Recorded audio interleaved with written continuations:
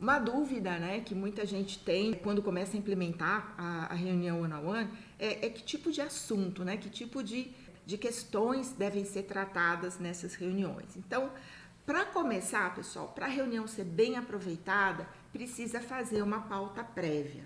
E detalhe, essa pauta deve ser sugerida pelo colaborador. A reunião, como eu falei, né, tem que tratar das prioridades do colaborador. Então, nada mais normal, natural, que o liderado, que o colaborador seja o responsável principal para definir essa pauta, né? Claro que o líder também pode propor questões, aliás, ele até deve, né? Ele deve ter a sensibilidade de entender o que pode estar rolando ali e perceber coisas que devem ser tratadas. Então ele pode sim propor questões que ele acha que precisam ser trabalhadas, mas precisa ter sempre em mente que a reunião one-on-one é para tratar das questões do liderado, tá bom? E que tipo de questões, que tipo de temas que podem ser tratados, né? Qual é a natureza das questões que o líder pode propor? Ele pode investigar, ele pode propor questões sobre o próprio colaborador. Se o colaborador tem algum obstáculo, se ele tem alguma dificuldade para fazer o seu trabalho, por exemplo, investigar de que forma ele, como líder, pode ajudar. É o papel principal, né, gente? O líder tirar os obstáculos da frente das pessoas e fazer com que as pessoas performem melhor, né? Então, investigar de que forma ele, como líder, pode ajudar a pessoa a vencer os obstáculos, a se desenvolver, como ele, na condição de líder, pode ajudar a pessoa a ter uma boa performance, melhorar a performance. Você pode perguntar também se a pessoa está feliz no trabalho, se o trabalho dá prazer, o que poderia ser mudado para tornar o trabalho mais prazeroso. Aliás, vou fazer uma parte aqui com vocês, essa questão da experiência do colaborador, essa questão de cuidar do trabalho ser prazeroso, do ambiente organizacional proporcionar uma experiência legal, já é um tema à parte em gestão de pessoas, se chama Employee Experience. Vocês já ouviram falar disso? É uma coisa que é muito nova também, né? E é a preocupação da empresa com a experiência do colaborador desde que ele entra, na verdade antes dele entrar na empresa, né? Desde que ele participa do processo seletivo, passa por toda a sua jornada na organização até o momento em que ele se desliga, né? Esse conceito está super alinhado com esse conceito de Customer Experience, de User Experience, né? Que é a preocupação da empresa em fazer com que seu consumidor, o seu cliente, tenha uma experiência positiva com o seu serviço, com o seu produto. Isso está se deslocando, né? E tem crescido também do ponto de vista do colaborador, né? A preocupação da empresa em fazer com que a pessoa tenha uma boa experiência na empresa. Isso está ligado com outro conceito maior ainda, que é o Employer Branding, que é a marca empregadora, né? Então, a opinião do colaborador, a forma como ele sente a empresa, diz muito em relação à marca da empresa, né? Hoje os colaboradores, através das redes sociais, eles se comunicam muito, né? E essa comunicação, ela se multiplica, ela é exponencial, atinge um número muito maior de pessoas. Então, quando a pessoa fala da empresa, né? Ela está transmitindo para o mercado a sua opinião sobre a empresa. Então, voltando para as reuniões one-on-one, entender como é que o colaborador se sente e como você, como líder, pode proporcionar uma experiência melhor, faz muito sentido nesse contexto todo, tá? Outra coisa que você pode abordar nas reuniões one-on-one é sobre as aspirações da pessoa em termos de carreira mesmo, né? Mesmo que isso implique, já vi muitos relatos de líderes que discutem a carreira do colaborador fora da empresa, né? Então, muitas vezes você vai tratar dessas aspirações sabendo que o colaborador tem um tempo limitado ali prestando o serviço para a empresa. Então, pensa que precisa ter muito desprendimento para tratar desses assuntos, né? Mas você investigar o sentimento do colaborador em vários aspectos relacionados com a empresa é um tema muito legal para você abordar nessas reuniões one-on-one, tá?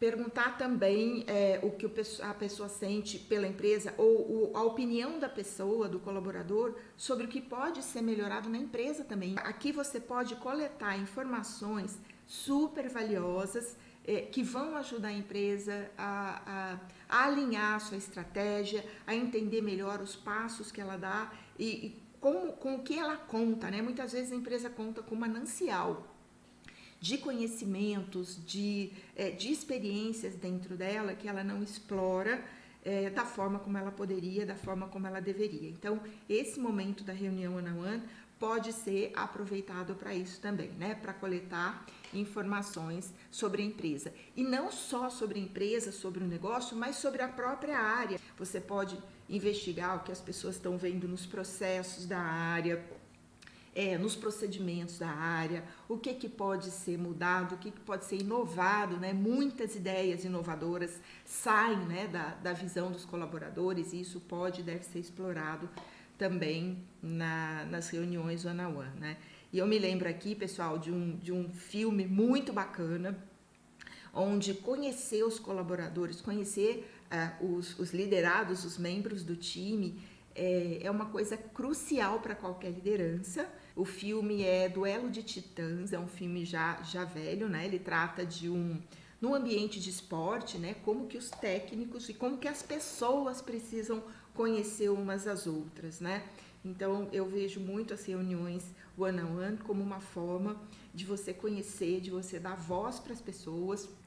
Outra coisa que você pode tratar é perguntar sobre si mesmo como líder, se você tiver coragem, tá? Pedir um feedback do liderado sobre você mesmo como líder.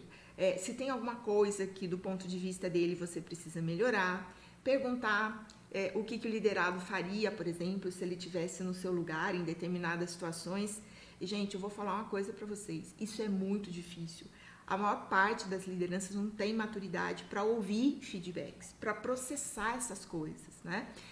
A maior parte de todos esses assuntos, né, não só sobre perguntar sobre si mesmo, mas a maior parte desses assuntos abordados na reunião one-on-one demanda um nível de maturidade, né? Se essas reuniões forem feitas de uma forma errada, o projeto vai para o buraco, né?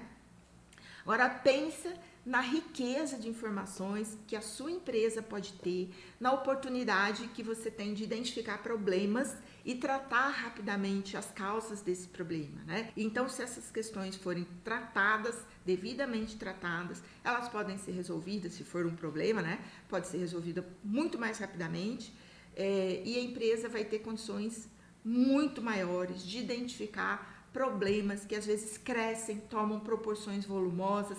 A gente sabe que a falta de comunicação, a falha de comunicação é um dos maiores problemas na empresa. Muitas coisas, muita coisa da visão da alta cúpula, ela não se revela a realidade lá na base, então costuma ter um descolamento entre o que a comunicação da alta cúpula, a cultura que reina na alta cúpula, a visão que a alta cúpula tem da empresa pode ser muito diferente do que está rolando na base.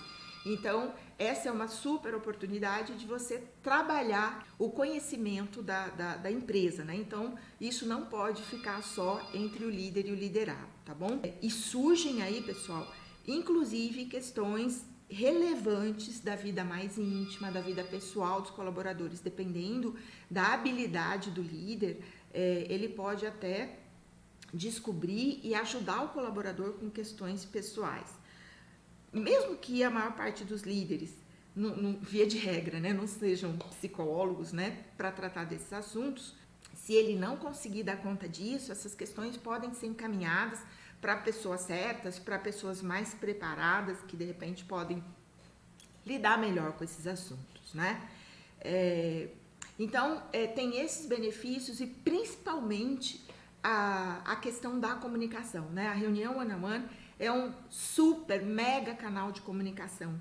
Então, é uma maneira eficaz de você manter, de você promover e manter um fluxo de comunicação. Não é uma comunicação saudável, como eu falei, não só entre líderes e liderados, mas se ela fizer parte da rotina da liderança, né, se ela for incorporada nos procedimentos organizacionais, na cultura organizacional, se a empresa conseguir fazer através dos líderes, né, com que as pessoas se sintam à vontade, ela é um canal poderosíssimo de comunicação em via de mão dupla, né? Tanto trazendo para a base as informações, então quando o líder identifica problemas, identifica questões, ele pode trazer elementos da cultura organizacional, ele pode trabalhar os princípios e valores da organização, ele pode trabalhar direcionamentos estratégicos, né? Então, tudo que é comunicação que vem da empresa, ele pode trabalhar para trazer essas informações para a base e vice-versa, né?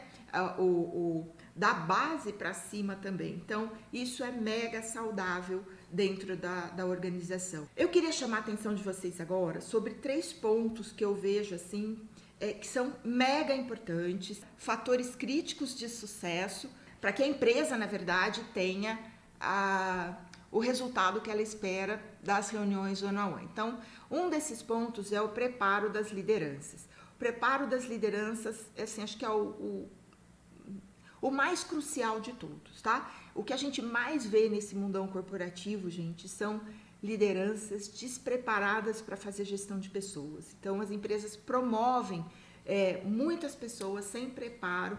Você vê muitas pessoas boas, comprometidas, que têm bons desempenhos, sendo promovidas para cargos de liderança. Então, vocês que são empresários, não sei em que estágio o seu negócio está, mas cuidado com a promoção de pessoas para a posição da liderança. Você tem que pensar que essa pessoa que você está promovendo, ela é um representante, é uma representante da empresa, representa você, empresário, você presidente, você CEO, em grupos menores, né? Então, essa pessoa tem que ter preparo para gerenciar gente, tá? E não basta ser bom naquilo que faz, não basta ser uma pessoa com bom desempenho, com habilidades no seu cargo. Ela precisa ter habilidade de gestão de pessoas. Em linhas gerais, o maior determinante do resultado da sua empresa é o resultado que cada colaborador entrega através das suas funções, tá? A empresa, para ter um bom desempenho, depende do desempenho das pessoas que trabalham nela. E o desempenho das pessoas depende da qualidade da liderança. Então, muito cuidado com isso, né? Então, como o preparo da liderança impacta um mundo de coisas, impacta o desdobramento da sua estratégia, impacta a execução dessa estratégia, impacta a disseminação da sua cultura, a prática dos seus princípios e valores, tudo isso passa pela liderança. Eles precisam, para isso, então, conhecer a equipe, entender as motivações da equipe, os pontos fortes, os pontos fracos de cada liderado, e as reuniões one-on-one é um excelente canal, né? Ela ensina muito sobre as pessoas, sobre as suas motivações, sobre as suas aspirações, enfim, tudo isso que impacta no desempenho dela e impacta no desempenho do negócio, tá bom? O segundo problema, fator crítico de sucesso, é a criação de um clima de confiança, tá? Então, as pessoas, para elas se sentirem à vontade para falar, precisa desenvolver essa relação de confiança entre o líder e o liderado. Isso é muito importante. Se na hora que a pessoa se abre, na hora que a pessoa se expõe, se ela se sente sabotada, né, se ela se sente enganada, né, com isso, o andamento das próximas reuniões vai ficar super comprometido, né? Não vai rolar como a gente espera, né? Então, para essa prática ter sucesso, para ela dar resultado, é muito importante, é muito relevante. Precisa que o líder tenha uma postura de não fazer julgamentos, né? De tratar de uma forma adequada das coisas que são expostas, né? Dos problemas, dos obstáculos, das opiniões, sugestões, enfim, que são coletadas nessas reuniões. O terceiro fator crítico para o sucesso da implantação das reuniões one-on-one é disciplina. Então, se cada líder tiver disciplina de realizar reuniões one-on-one com seus liderados periodicamente, uma cascata super positiva de comunicação, um círculo virtuoso de desenvolvimento organizacional vai acontecer. E, gente, é muito comum, né, de surgirem imprevistos, né, prioridades no decorrer do caminho, e essas reuniões serem canceladas. Cuidado com o cancelamento, porque se você começa a cancelar muito essas reuniões, você passa para os colaboradores a ideia de que isso não é um negócio importante, tá? De que isso não é uma coisa que a organização está dando o devido peso. Então, cuidado com cancelamentos, e por isso que a disciplina é uma coisa muito importante, né? E falando na disciplina da periodicidade, com que frequência, né, essas reuniões podem ser realizadas? Elas precisam ser frequentes. O recomendado pela literatura, né, pelo que eu tenho pesquisado, é pelo menos uma reunião quinzenal. Mas vai depender do nível da equipe também, né? Porque entre um diretor e um gerente, por exemplo, ela pode ter uma periodicidade maior, pode ser mensal, por causa do nível de maturidade das pessoas, né? Uma pessoa de nível operacional requer uma atenção maior, requer um acompanhamento maior. Então, para as pessoas de nível operacional, recomenda-se que a periodicidade seja menor. Mas também vai depender do tamanho da equipe, né? Como a gente falou aqui no começo, tem líderes que têm equipes muito grandes, né? Que podem não dar conta de fazer essas reuniões com periodicidade muito curta. Então, embora o ideal seja pelo menos quinzenal, é melhor que, se o líder não conseguir fazer quinzenal, é melhor que ele faça de repente mensal e que ele realmente cumpra essa agenda, do que ele definir uma periodicidade menor e acabar tendo que cancelar por não dar conta de tudo isso, né? Bom, em tudo tem que ser usado o bom senso e tem que ser adaptado para a realidade da empresa, para as condições da empresa, né?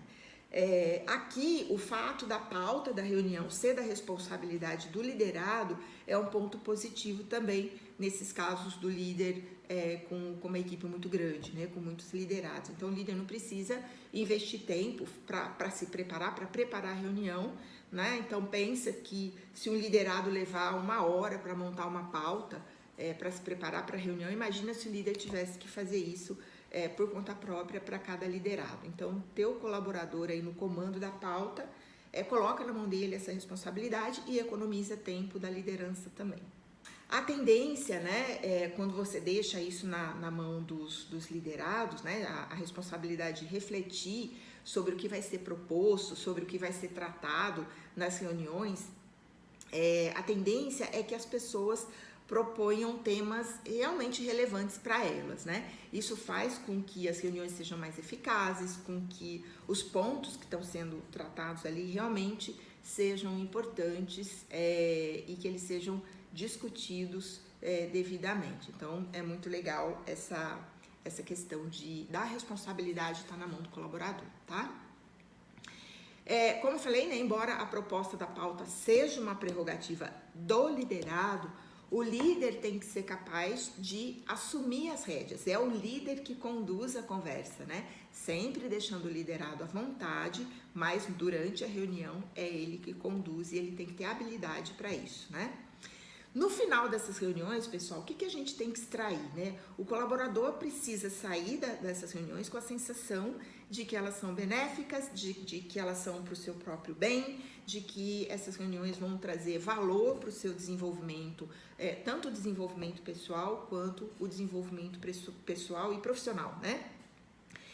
Isso do lado do liderado. Para as empresas, isso tem que gerar uma base de informações que permita que a empresa faça a gestão de problemas, trate problemas na sua causa raiz, com que a empresa aproveite as experiências, as informações, os conhecimentos, as sugestões das pessoas que trabalham nela, né? Porque costumam ser muito ricas e costumam não ser aproveitadas, né? Toda a contribuição que as pessoas podem dar para o negócio. Então, pessoal, eu queria passar para vocês alguns aspectos mais importantes, né? Se eu deixei de falar alguma coisa, se vocês tiverem alguma dúvida ou quiserem tratar de algum ponto que eu não coloquei aqui nesse overview, fiquem à vontade. Eu fico à disposição de vocês para a gente bater um papo e conversar sobre isso, né?